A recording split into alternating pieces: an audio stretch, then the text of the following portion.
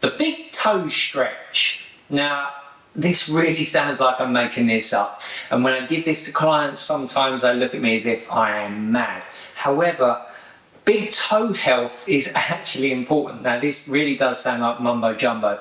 But think about it, when you are walking, the main point of contact, particularly as you leave the floor, as you extend off of the floor there, is the big toe. It also plays a key role in balancing your body.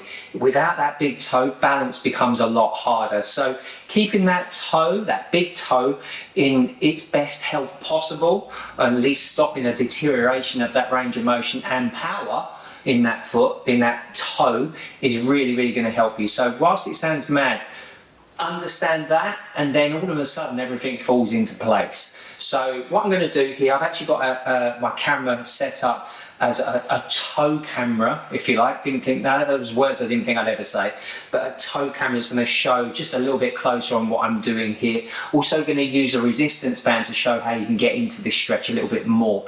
Now, I'm doing this in a seated position. It's probably my favoured route in terms of ease, plus give me a little bit of extra range of motion, because what I like to do is pull that toe away from the other toes and out and up, so without sort of forcing it really, really badly. But here in this position, I'm allowing for that toe to come up rather than coming up into the other toes and bunching in, which again is what shoes will predominantly do. Can lead to bunions and even encourage some kind of calcification of this joint here. But again, that can change person to person, may have no effects whatsoever.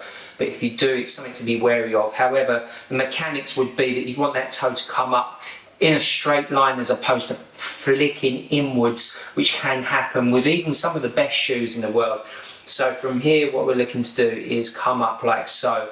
And again, obviously you do this with no shoes on, because you're not going to be able to grab that big toe. So you would hold this toe. Now I'm only doing it with one hand, and pretty much that's kind of how I do it. Now I'm literally grabbing hold of that toe. Is it pretty? No, my feet certainly aren't pretty, by the way.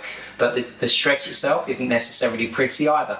But you could also do this on a tennis ball. So you could stand up and just put your toe on a tennis ball and hold it into that position. In fact, I've done it with a yoga block there, so you can see how the mechanics works in terms of just using the edge of a yoga block to push that one toe, leave the other toes untouched in their relaxed state. They may well pull up slightly, but they're in a relaxed state as much as possible. And that is how you're going to stretch that big toe. Now I'm going to show you how to use a resistance band to get a little bit more in it. But essentially you want to hold that position for any length of time that you deem is necessary. It could be 30 seconds, can be up to 2 minutes if you feel you need to. I can even, I do suggest, is just getting even a little bit of a movement in there whilst in that stretch. So I'm up in the stretch now, and I'm moving that toe slightly out, and I can feel a slightly more increased stretch, particularly on that joint. And also, as opposed to pushing down into that joint, because then we're pushing that joint together, I'm actually going to look to pull up. So I'm actually pulling my hand up as opposed to pushing into that joint and holding down, because now I've got it locked in. Now I'm limiting that range of motion, but from here I'm actually pulling that toe up and away. So now the force is allowing that hand to kind of fall off of there. And that is where the resistance band comes in really well, because this has a bit of tack on it. You can really get that toe in a positive position and pulled away. Now from here, I'm holding on. You could use a rehab band as well. Now if I come to the side just quickly and flip myself around, and see how that stretch is going on now, and I'm just applying that stretch, and I'm able to pull the band up, and this is what I meant before, I'm able to pull the band up, and now I'm getting that traction, pulling that joint open, which is encouraging that joint to move as far as it can without blocking into itself. A bit like the shoulder joint really, in terms of getting that shoulder in a good position, and then you can bring that hand directly above the head, whereas when you bring that shoulder forward you're a bit locked. So another subject, but it's another joint. So there we go, holding that like so. Weirdly enough, it feels mildly therapeutic. Now the other thing is there, what we can do, and again I have another video on that, is that we can develop our toe strength, our big toe strength. Now there's another word I didn't think I'd ever say. We're talking about a big toe strengthening exercise. Well, there we go.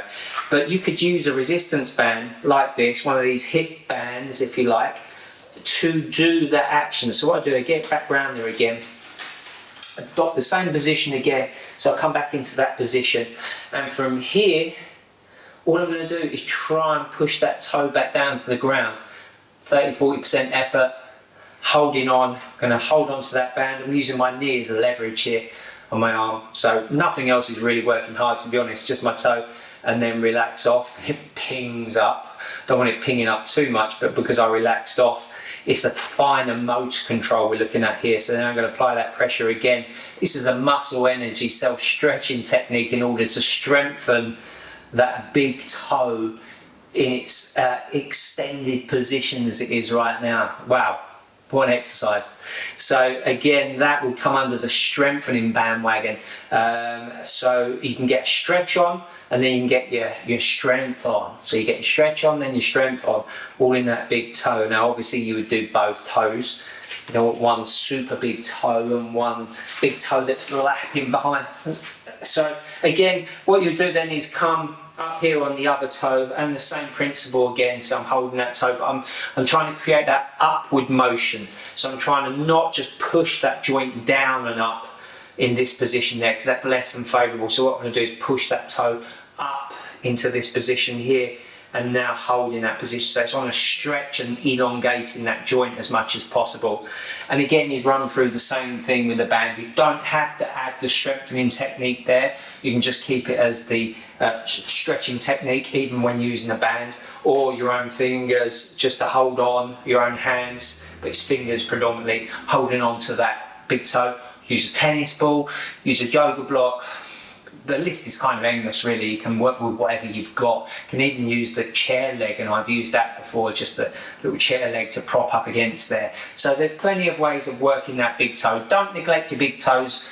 They're a big deal when it comes to walking, running, balance, etc. So they're going to help you in everyday life.